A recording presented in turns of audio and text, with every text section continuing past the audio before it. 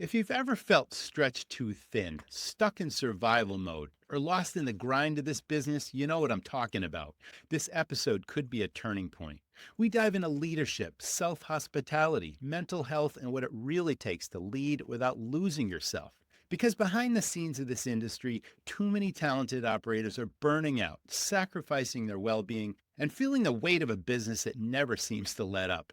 Today, world traveling hospitality leader Mike Messerhoff joins us to share the brutally honest story of how he hit panic level burnout behind the bar and the exact practices that helped him rebuild joy, purpose, and presence in his life and leadership. But before we jump in, special thanks to our sponsors, Menufy and the Restaurant Academy. All links are in the show notes. Hey, everybody, welcome back. This is the Restaurant Rockstars podcast. So glad you're with us. And Mike, welcome to the show, man. You're talking to us from Costa Rica. What a grooving place to be. Thanks, Roger. It's so great to be here. What a pleasure. Nice. Well, I'm really glad we connected because you have a very, very interesting background. And we're going to get into all that. People in this business, we're passionate about what we do, but it's all consuming. We throw everything we have at it. A lot of us feel like, oh, if we want something done right, we got to do it ourselves. And it's a 24/7 gig unless you've got systems. You specialize in separating the true leaders from those that are just tied to their businesses. So your background is really interesting, but let's talk about your experience. You see smart hospitality professionals all the time, and they're just burning out and they sacrifice themselves and they're missing their kids grow up and all that kind of stuff. What do you say to those people and why are they doing it, first of all? They're doing it because it's all they've been taught. It's how they've been trained. It's what, when you look around the industry, it seems to be what everyone's doing. So at a certain point, you have to just say, you know what, it's not working for me. The status quo doesn't work. I mean, I think we know that in the industry that's quite frankly killing its leaders, whether it's through burn and people just fizzle out or, I mean, really, they take their own lives. It happens all the time. And I don't say that lightly, but what I say to these people is the bottom line is that if you don't fill yourself up first, you have nothing to give anyone else. And it's not something to be taken lightly. It's everything because we know what it feels like to show up depleted and burnt out and tired and exhausted. And we also know what it feels like to have an amazing day and feel like you're in flow and everything's firing on all cylinders. And you know in your heart that everyone around you is better off when you're having those days. So I just help them realize that it's all them. It's never, you can complain about the turnover and all the issues that operators deal with every day. But at the end of the day, your own joy and experience of life is your responsibility. And if you're not enjoying the ride, it's time to ask yourself why. So that's really on target answer. And you brought up something that I haven't even thought of. You talked about the suicide rate, and it's all about healthy practices to have a healthy business, of course. And unfortunately, besides the suicide rate, this is also a business of substance abuse. We have alcohol in all of our places for the most part. And it's just far too easy to fall into that trap of, you got good customers that want to buy you a drink, or it's like, hey, Charlie, that kind of thing. And one leads to another. And the next thing you know, it's a way to drown your problems versus, separating yourself from that. Do you see that contributing to what we're talking about, like the substance thing? And is that like maybe a first step before you go all the way and you're just like completely fried and you can't function? Like we're talking about some serious issues here. That was definitely my experience personally when I hit the lowest point of my life when I was running a bar, and I was the bar manager in a beautiful steakhouse in Breckenridge, Colorado. I know you're a ski fan. Yeah, so I love Breckenridge. Anyone who's worked in resort towns knows it could be crazy, and the seasonality could get to you, and the illusion that everyone else seems to have it made and lots of money, and why am I here? Killing myself, and it's kind of like a paradise paradox. And I personally, I'll share a little bit of when I hit the low point. For me, the wake up call was when I walked into my restaurant and I couldn't even make it to the bar. I had to go to the bathroom first to splash water on my face and to calm my body down because my heart was racing. My palms were sweating. I didn't realize at the time that was a panic attack. And those things that happen to us, whether it's depression or anxiety or full-blown panic attacks, they're actually always a good thing if you can take it for what it is, which is your internal guidance system telling you, hey, something needs to change here. Then I'd run from the bathroom to the bar, rip a shot of JMO, industry water, which I don't like that term, but it's like Uh-huh. drink two. It was like on the hour, time for a shot of Jameson. At a certain point, it's like, I can't keep doing this. I can't keep waking up hungover and getting out on the mountain and skiing every day and still feeling empty and miserable. I was doing my favorite activity in the world every day, skiing. And I was at the lowest point of my life. And that was after I had worked in corporate hospitality on the aviation side. I worked for JetBlue for 10 years, quit that, learned how to bartend, traveled all over the world. And then skiing every day in beautiful Breckenridge, Colorado, on paper or on Facebook, it looks like life is amazing. And it was really hard to tell because I put on a really good face, like most people do, a really fake smile, and grin and bear it, got through my shift. I didn't keep lying to myself. And I think for me, the big wake up call was almost losing my relationship. And I'm still married to my amazing wife for 16 years. At that point, it was, let's say, almost a decade ago. And I knew that if I didn't change something, she deserved better. I wasn't present. I wasn't really pleasant. I was kind of a prick. And I didn't want to keep showing up like that for her, let alone everyone else in my life who I was just kind of a burden on because I didn't like myself. So for me, the substance abuse was totally a mask. And, I'm full honesty, vulnerability, and still drink. I love smoking weed now and then, but I know when I'm using something as a crutch, enjoying it for the present moment. And I think if something brings you into the present moment, that could be a great thing. If something's taking you out of it, which is really a problem in our industry. And I started to notice it when people would just say things like, only 4 more hours left in this shift. Hey guys, only 2 more hours left in this shift. I don't want to live my life trying to get to the end of a shift or the end of a work week. And all of that kind of combined culminated in this lowest point of my life, but we all have to be shaken to awaken. And I wouldn't have had it any other way. That's the way it had to go. And it's led me to a beautiful life that I appreciate every day now. Well, you really turned a corner, and I think we're hitting another crux because depending on how long you've done this and how it's taken over day to day, your soul, everything about it is sort of a, like you said, a crutch or a comfort. And then it takes a real serious wake-up call to suddenly shift that behavior to something healthier that puts you in the right frame of mind, gets you, becoming a different person, because you mentioned the word prick, right? And maybe not only your wife saw it, but maybe your coworkers saw it, people that you were dealing with every single day. And then it suddenly brings down, say, the whole team and the whole morale thing. So if you're a restaurant owner or a GM and you've got these issues, it's like, how effective is your business going to be? Your guests are going to see it. The team's going to see it. It's going to have this ripple effect. I'm just seeing that. So let's figure out, what did you do next? Like, okay, you had that wake up call. You wanted to change. You felt like you needed healthier practices to, turn yourself around. It's not easy for everyone, depending on the severity of the issue, but you got to start somewhere or potentially lose everything that you've worked so hard to achieve, right? I mean, you've been at that point. Can you advise people or what to do now if you think you've got the beginnings of a problem like that? Yeah, of course. And usually it's not the beginnings. Unfortunately, it starts as a little kind of problem or a nudge, and then it Yeah. turns into that full-blown shake, which could be just depression. It could be suicidal thoughts. And you start to realize it's like, wait, Hmm. instead of saying that's a bad thing, the first step is to say, oh, that's actually everything's working perfectly. That emotion is telling me that something's not working in my life. So that's kind of the first step, is to reframe these things that we're always trying to numb and escape, and just not even admit that we're feeling it, which is part of the problem too. Just to say it's okay not being okay and having the channels to talk about that. But then you take that and then you could start to make change. And obviously, I want to share really practical tips with your listeners.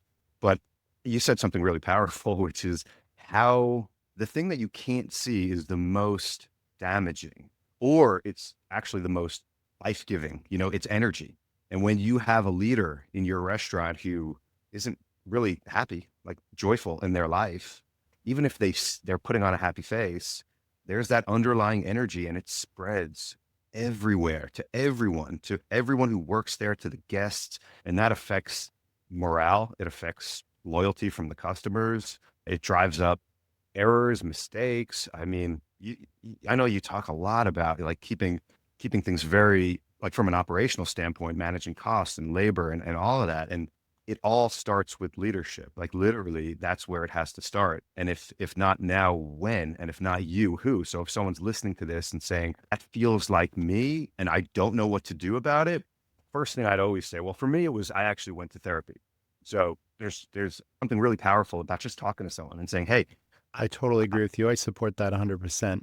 I totally get it because I feel better when I've talked to someone who's a specialist, regardless of the issue. It's like all of us have personal issues. And like you said, speaking to someone who really can understand, who's a really solid listener, and just opening up to that person does a world of good. So I agree with you. Keep going. yeah, and for me, that was the start, and I was just pretty adamant because I've had a good amount of experience with mental health issues and Hmm. psychiatrists, psychologists, and I Yep. went into this therapist, and I was very very clear about I'm really not interested in medication, and that's not to say there's not a time and a place for medication, but I just knew there was something that I wanted to figure it out. I wanted to get to the bottom of it. And I said, I just want help. I want help figuring this out. And she was all for it. And she was a mindfulness practitioner.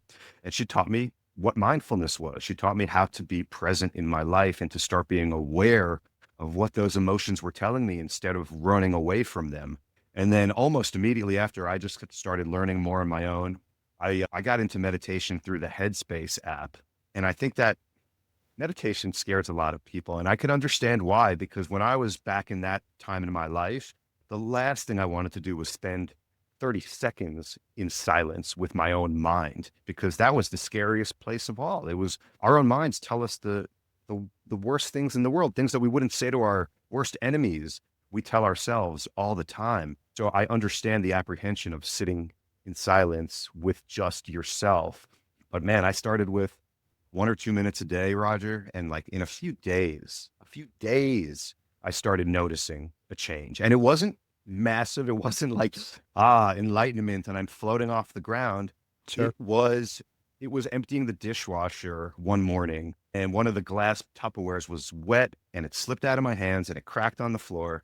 And I just looked at it and I was like, huh, I guess I'll clean it up. Instead of losing my mind Yeah. and scream, who loaded the dishwasher this way? How could this happen? This always happens to me. And then, man, I mean, talk about Murphy's Law. Whatever can go wrong starts to go wrong because Hmm. that's the law of attraction. What you're putting Yeah. out there comes back to you. Okay. And it's Mindset. these little things that you just start to get this little gap of responsiveness where you're not reactive. And for a restaurant operator, GM, someone who's running these really high pressure businesses, there's a lot of fires to put out there. Always. My best friend Dave, who was the GM at that steakhouse in Breckenridge, he's not anymore, but he's still my best friend. He always described it as it feels like I'm knitting a sweater, and at the top and at the bottom, it just keeps unraveling. Like you never get there. And I think Uh-huh. that is a part of the business where you have to just come to terms with there are certain things that I just deal with every day, but I need to be okay with that. And I can't treat everyone as the end of the world because it's not. It's just part of the job. And that's kind of where you start. You start with meditation, you start with a few minutes a day away from the noise. Because the truth is what you practice in life is what you get really good at. So if you've never spent any time practicing stillness, practicing peace, practicing patience, your whole life is filled with decisions and impatience. And then you start to practice it for a minute or two, and it feels really uncomfortable because it's like anything new, like riding a bike or snow skiing, until you hit that sweet spot, like with snow skiing. And it's just like, man, I can't believe there was a time in my life I never did this. And when you correlate it to every other aspect of your life and every relationship and just how you feel as you move through your day, are you present? Are you an active listener? Are you aware of your body and what your body's telling you? Even things like I'm hungry. You know, I bartended for 8 years all over the world, and some of the times when I was kind of having the worst days, it's just I needed to eat something, but I wasn't listening to my body. So I would rip a shot of Jameson or whatever it was, and just go back to feeling depleted and just getting through the shift. And that goes back to what what leaders can do for their teams. And we could talk a lot about that, but it's It's hollow, it's shallow, it's meaningless if the leader themselves is not showing up with a full cup and a full heart and really enjoying their work. I think the key word there was awareness, and I like the full cup and full heart. You're absolutely right. But the start of your day, you also mentioned meditation, which is, a lot of people are into it, but this industry, probably not so much. And we're not talking about sitting there for 20 minutes with your legs crossed in a lotus position and, blah, blah, Yeah. reciting some kind of a mantra. I mean, that's sort of the stereotype of meditation, right? But you can, like you said, there are apps where you can literally plug in to a 5-minute inspirational something that just starts your day where you're at peace and then you maintain that peace. And yes, it's a process and it takes time, but I've actually done it and it's helped me. And you don't need any more than a short 3 to 5 minutes, something that kickstarts you and puts you in the right frame of mind, perhaps. So I really like that. Let's dive into your backstory because you mentioned, bartending, hitting across the world. You've had a lot of experiences, you met a lot of people. Did you develop a passion for hospitality and working with people from that experience, or you just did bartending as a path to something else? Like my first job was a dishwasher in a country club, and I got promoted to be a bartender a couple weeks later because they saw something special in me. And I thought it was a great gig. When I was a young person, it was lucrative, it was flexible. I could work in college and do it. And that was my story. What was your story? Like, and then the ski resort thing, right? I mean, what a lifestyle, like bartending at a major ski resort and all that. And you did it for a while. And then you traveled the world doing the same thing, which there's another point to this. This is one industry that I know of where you can literally work anywhere in the world, meet great people, make good money, and have a real lifestyle. And then 3 months later, you can go to Bali, Indonesia, and go surfing when you're not bartending. It's like, wow, you probably did stuff like that. Tell us about your Yeah. story. Yeah. No, and man, I was actually thinking before this conversation how many restaurants I've actually worked at, and it's got to be around 20. Yeah. Okay. Starting 15, 14 years old, bussing tables, moving up to waiting table. I got a little back of house experience as an expo in college at a Montana's steakhouse. And then I actually went the corporate route, and I still consider it hospitality. Airlines, cruise lines, hotels, restaurants, we're all in the service industry. We're serving others and we forget to serve ours, which is kind of ironic. But Yes, this is I true. spent 10 years at JetBlue. I was their first intern actually, which is a whole other story. Met the CEO on a flight, David Neilman, and then started a career there. About 5 years into that, I kind of got that nudge that it was not really the thing. I was ready to move on. And what brought that on was I started realizing that my favorite part of the day was my walk at lunch. And I just thought that that was a problem. If my favorite part of my workday is not being there, it's telling me something. So then I luckily have a wife who's very adventurous, and she was also working a job that she didn't love in Manhattan at the time. She was in publishing. She came home one day after getting passed over for her third promotion that her boss said she had earned, but we just don't have the budget kind of thing. And she was like, screw this, let's sell everything, leave our beautiful apartment in Manhattan. We were in our late 20s and kind of had that real nice, comfortable life. And we gave it all up and moved to St. John in the Caribbean. But before I did that, I went to my buddy Kyle because I was always entrepreneurial and I had side businesses and I would plan events and I knew a lot of bar owners in Manhattan and he was a good one. And I said, I need to learn how to bartend. He goes, oh, great. Come to Billy Hurricanes. You could have Mondays. I'm like, what do you mean? I don't know what I'm doing. He goes, don't worry, you'll be fine. And then I get one training shift and then I had Mondays. Manufy works with the best independent restaurants in the business to not just compete, but stand out. Manufy uplevels SEO, takes direct online orders, markets to your guests, and manages your online reputation.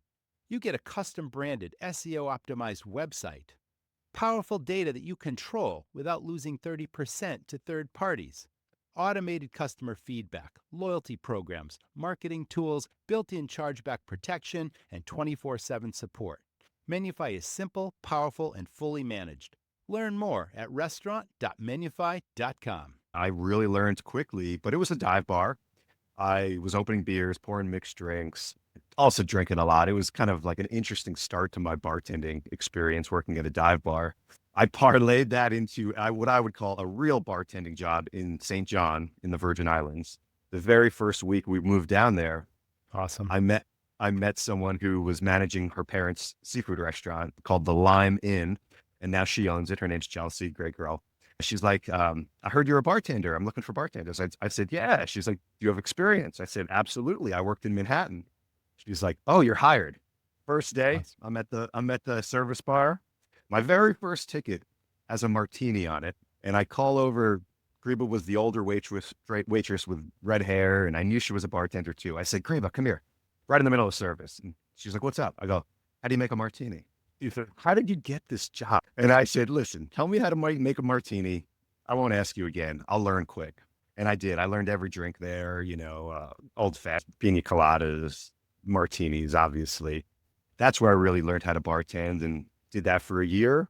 Went over to Australia, bartended all around that country, New Zealand, bartended in Queenstown, came back to New York, bartended for a little bit on Long Island in a beach town, and then went to Breckenridge, Colorado, which was supposed to be for a ski season, but I'm sure you've heard that story before where never left. And then bartending went from something that was really fun and a way for me to travel and experience the world to I became a leader. I became a bar manager, which meant I had a set of keys. I had more responsibility. I was the first one there, the last one to leave. And it started to feel like it was a drag, like it was weighing me down again. But it took a long time for me to catch up because I feel like my soul had taken off long before my body caught up. And I think that's a lot of what people can Mm, relate to, that yeah. feeling of I need more passion. I need more purpose. It doesn't mean you can't find it where you are, but you have to know yourself and you have to be still enough to take the messages, to take the guidance. So I in between bartending and coaching, I actually through developing mindfulness and becoming just a more pleasant person, I didn't leave bartending right away. I shouldn't even say it took 2 years. I really started enjoying it again. But then opportunities started coming to me because I was a happy guy and I was much more joyful behind the bar. And a friend who I had known for years told me, hey, I know you have this hobby. I had an event planning business and I was promoting all the nightlife in Breckenridge. She's like, I think we could turn this into a real business. And I said, hey, I'm really ready to move on and do something new. For me to feel safe to do that, I would like $20,000. She's like, I can get that for you from this in 3 months. And this was December, I want to say 2018. By March, I had a check for $20,000. And then over the next few months, I kind of phased out of bartending, went full into this event planning business, which was serving the hospitality industry.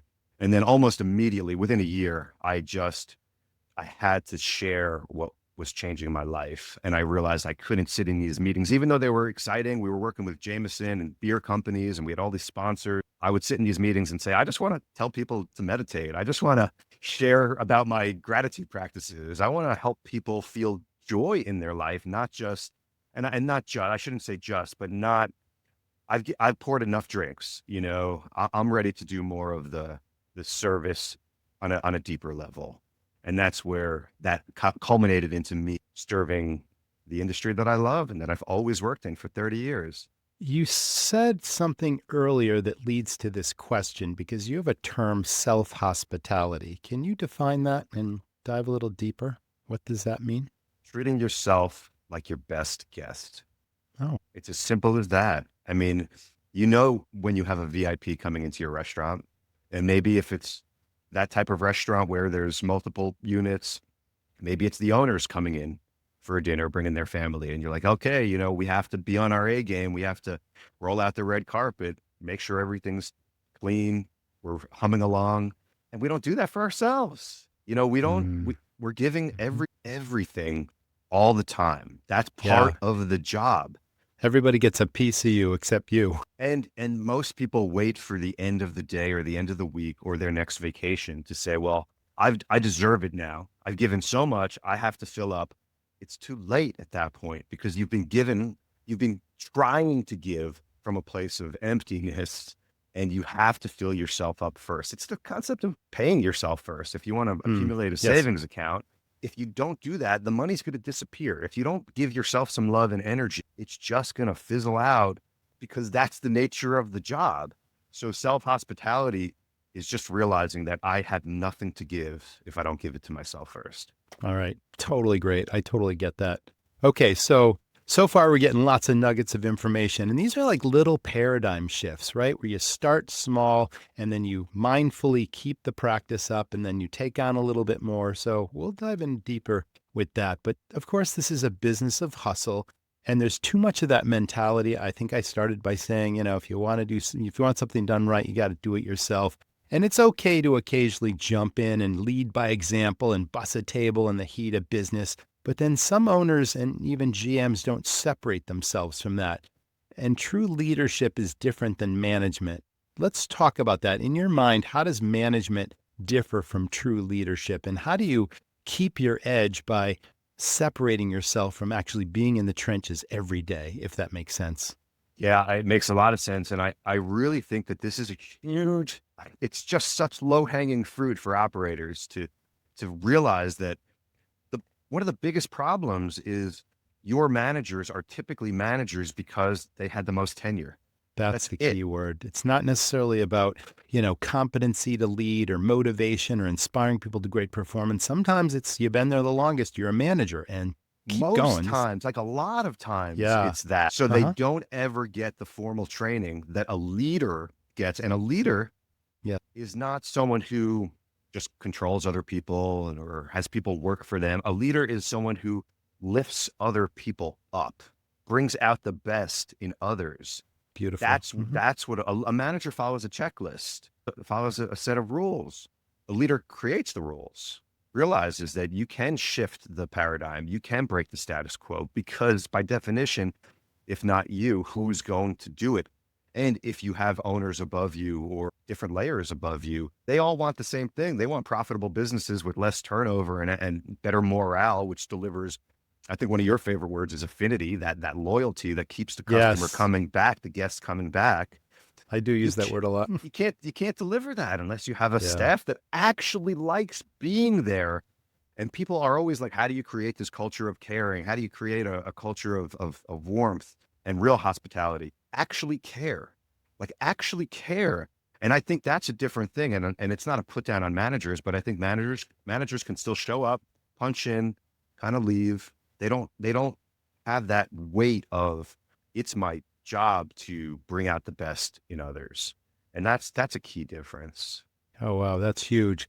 Yeah. And that goes back to the whole setting people up for failure, because a poor manager, I should say, if you're not coaching people and showing them best practices and just delegating, saying, go do this, and somebody doesn't know how to do this, and then they feel bad and guilty, perhaps, the manager takes credit for being the manager, but setting people up for failure. I've seen it time and time again. Yeah. And that's really a disservice to the people that report to you and to the business in general. So old habits die hard. That's an old saying, of course.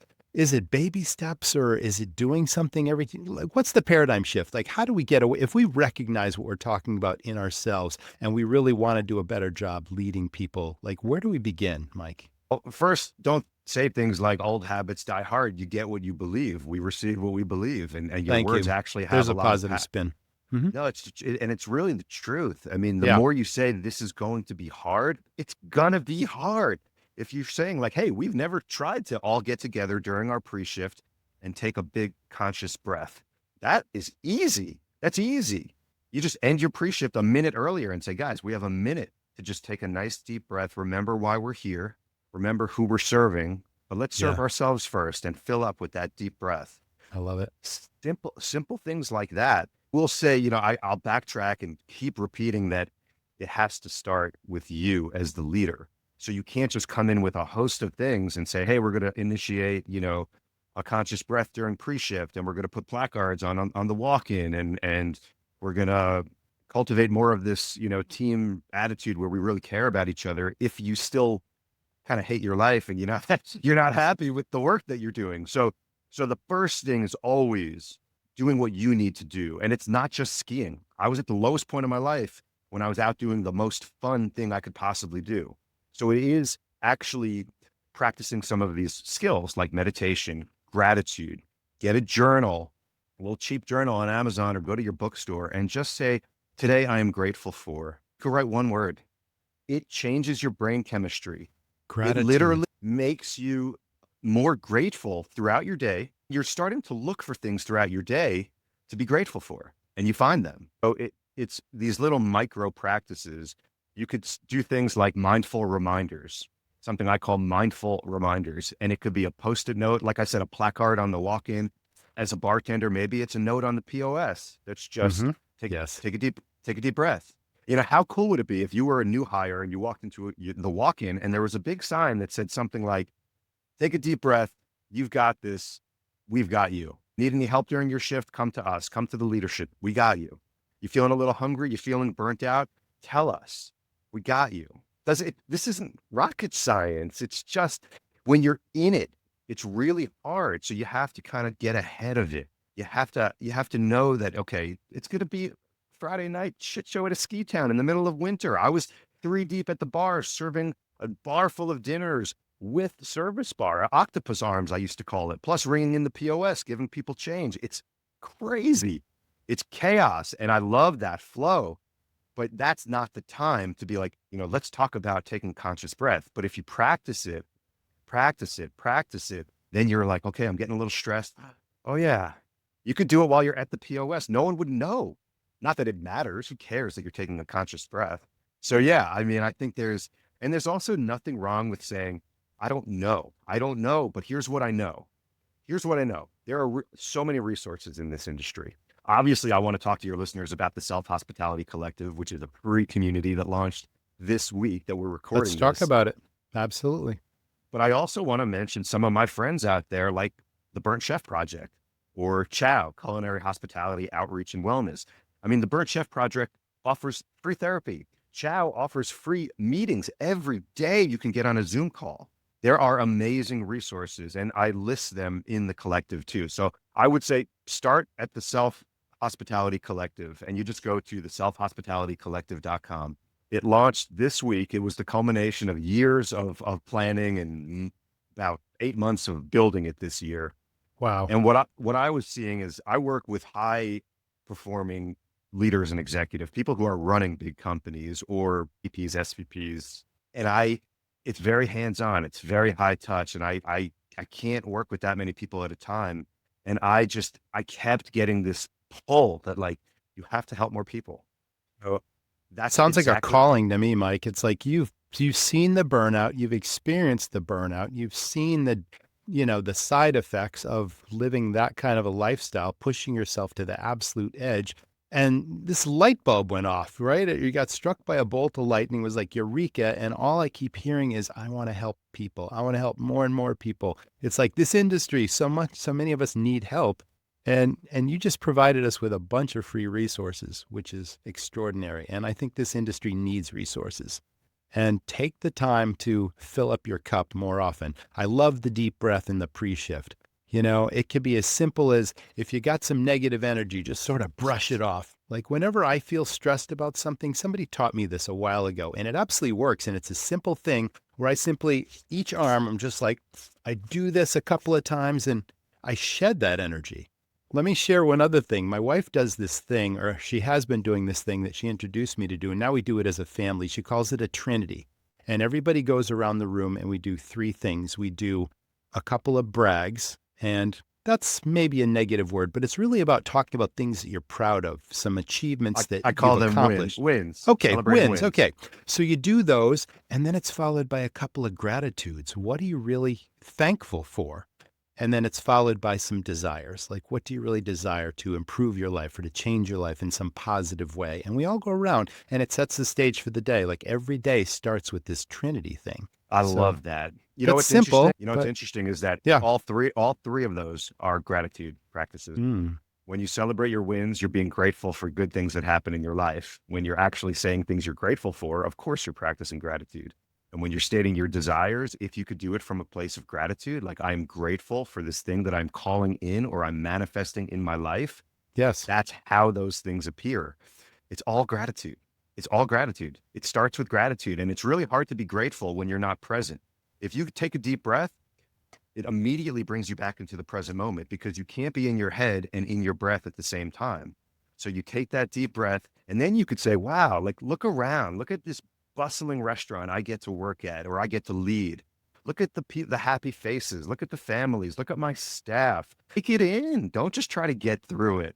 So, I'm really thinking about something I try to get across the most is everyone wants to make more money. Everyone's concerned about profit, but what the hell is the point of more profit if you don't have purpose, peace in your life? If you're not enjoying your life, you can make as much money as you want, because believe me, I work with these leaders who have that, Mm-hmm.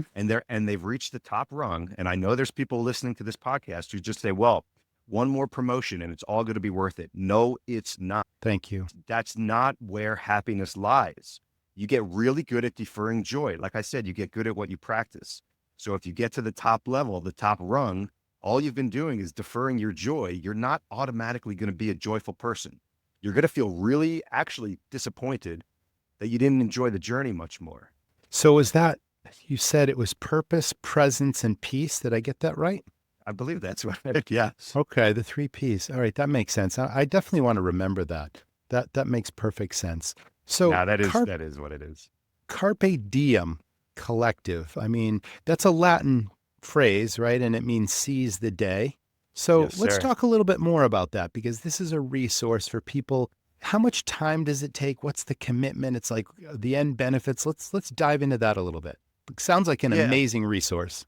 Thank you very much. I'm really, really proud of it. And we launched it 3 days ago, and there was over 30 members in it, which is just amazing. Yeah. And it's free. It's free. Is it a really, support group? I mean, do we get together? Is it a round table? Is it discussion? Do we share things? It's like, I don't want to tell you what it is. You tell us. it's a community. It's an online community where hospitality leaders can exhale and they can reconnect with what really matters. Yeah. And they can learn the skills, learn how to lead without losing themselves. And the way that we deliver that inside the collective, it's called the Self Hospitality Collective, is sources. So every Monday and Friday, I'm dropping these audio clips that are very short, geared towards very busy leaders, 2 minutes, 3, 4 minutes, sometimes 5 Yes. minutes, not long. Anything from a guided meditation to a gratitude practice to like this morning, I shared a story about David Neilman and how I witnessed him getting fired from JetBlue. And that really taught me something very powerful, which is job security is a myth. Don't rely on job security to feel good about yourself. Know that you have security because you're a human being and you're alive right now and your life is going to work out. It's not from the job, which means you don't have to defer your joy. You don't have to kill your, you could actually leave work at work. Not always, but you can, and you could enjoy your life more. So I share stories like that. Nice. There's events. So every month we're doing 2 kind of community events. One is called a reset room, where you just come in, gather with community, take a few deep breaths. Maybe we do a little meditation. And there's going to be a topic. So December, it might be after this airs, but we're going to be talking about getting ahead of the holiday chaos. Well, why not do it before the chaos? And then, January is going to be intention setting for the year and kind of starting the year off on a good foot. The other events that we're doing each month are called Unconversations. So something like you and I are having right now, but really talking about leaders in the industry and their mental health journeys. My first guest is a client of mine who has a lifetime of experience in restaurants. And now he's a leader at a food service equipment supply company. And when he and I met, super happenstance, kismet, on a monkey boat tour in Costa Rica, Yeah. as these things work. Yeah. And little did I know, he was suicidal at that time. He had just bought his business. On the outside, it's like, hey, this guy's running a business, looks pretty happy. Not the case. So he and I are going to be talking about his journey, so other people could realize, like, that's what leadership is. It's bearing it all. It's being vulnerable. It's saying, I'm not perfect. I mean, really, the reason we shake hands is to show the other person that we're not concealing a weapon. Vulnerability. So that's true leadership. So that's the events. And then, of course, there's community. There's discussion boards. There's 2 boards. There's a win space where you just celebrate your wins. Simple. And then there's something called the lounge, which is you talk about anything, stress, challenges. Maybe you read a great book and you want to share it, or you listen to a great podcast and you want to share it. You just throw it in there and you start the conversation with other leaders. And it's not just restaurants. There will be hotel people in there, cruise industry people, event planners. It's all hospitality. Yeah. All hospitality, dealing with high stress, lots of turnover, lots of, razor thin margins, a lot of the same issues. So it's really, I'm really proud of it. And there's a resource page too that lists the Burnt Chef Project and Chow and Food Service Power Plant Network and different coaches. Obviously I coach in this space, but there's other, I call them healers, light workers. There's people who dedicated their lives, and some of them are focused on sobriety and addictions. Others are more focused on leadership and operations. So I just want people in it and sharing and getting even one little nugget, even that deeper. If someone takes away today, and we could do it together right now to show you how quick it is. I tell people to just take one big breath in really deep, hold it at the top, and sip in a little bit more air and hold it, just feel the sensations, the vibrations, hold it for a moment, and then let it all go. Let it all go. Get all that stuck stale air down at the bottom. That's a good one. Oh man, one breath, Yeah. one Yeah. one conscious breath. Yeah. That did a lot internally right now. Like I didn't expect that, but it's something I should do more often because I actually enjoyed it. Well, That's come very join cool, join Mike. the collective. I'd love to have you. It would be an honor. How do we do it, Mike? Tell us how we join. TheSelfHospitalityCollective.com. Mm-hmm. Click the link to sign up. You fill out your bio, and it's a community. So pretend like you're meeting these people in person. Put a picture up. Yep. What's your experience in the industry? Why are you here? Just share a little bit of yourself. We're all Writing in it it down. together. We're all in it together. And then once you're in the community, the very first thing you have to do is actually read through our code of conduct, our shared agreements, because this is a space for leaders to be vulnerable. And I don't want anyone to fear losing their job or not getting promoted or just being ostracized or looked down upon or being judged because they shared, hey, I'm a little stressed, or I have to lay off some people and it's weighing on me, or I'm dealing with this issue at home. How do I not bring it into the workplace? Those are really personal things. For And sure. and we're just cultivating that space where people feel comfortable sharing like that. And top leaders I say anyone who's leading in one other person is welcome in the community. And I am also right now building up just a page that's called Self Hospitality for Everyone, which is just going to be resources for anyone at any level in hospitality. But the community is a even though it's free, private Sure. community Yep. for the industry. And I think it's pretty unique. I think there's amazing organizations out there doing amazing things, but to have access to this level of resources and community and other leaders who are going through what you're going through. And it's sometimes Yeah. it's just so nice to hear that. Like, I'm not alone. I love it. Yeah. It's It's so such great. a lonely journey at leadership can be. And so Mhm. we're trying to change that. And we're changing a Fantastic. lot. Wow, Mike, you're doing a great service for the industry. And it comes from the heart. I can clearly tell this is a passion. This is, this is self-fulfillment. It must be very satisfying and gratifying to be doing this, but what a resource. So glad that you came on the show and that you shared your thoughts, your insights, your backstory, your history. You've been there, you've been down that road, you changed your life for the better. And now you just got an inspirational message for the industry as a whole. So thanks for being And a great guest on the show. I just want to share that Mhm. the heart part comes from, I know what it's like to be really depressed. I've had suicidal thoughts in my life. I've been in a really dark place where I thought people around me who I love would be in a better place without me. And I've been in a place where I wake up and I shed tears of joy because I'm appreciating the breeze and the birds and my breath in my body and the fact that I get to go to work today, that I get to do what I'm doing. And I just want more people to feel a little more joy in their life and their work. And I don't think there's a separation. I think it's all life and we have to enjoy it all. We're supposed to enjoy our lives. Fantastic. Wow. Well, it changed my life in a short period of time, and I'm going to do more deep breathing in addition to other things we talked about. Thanks, Mike, for being a great guest. Pleasure, Roger. That was the Restaurant Rockstars podcast. Thanks so much to our audience for tuning in. Thanks to our sponsors this week. Can't wait to see y'all in the next episode. So stay well and stay tuned. That's a wrap. What if I told you that most restaurant owners are leaving thousands in profit on the table every single month without even realizing it? In the next 60 seconds, I'm going to show you how to stop working in your restaurant and start running it like the profitable business you've always envisioned.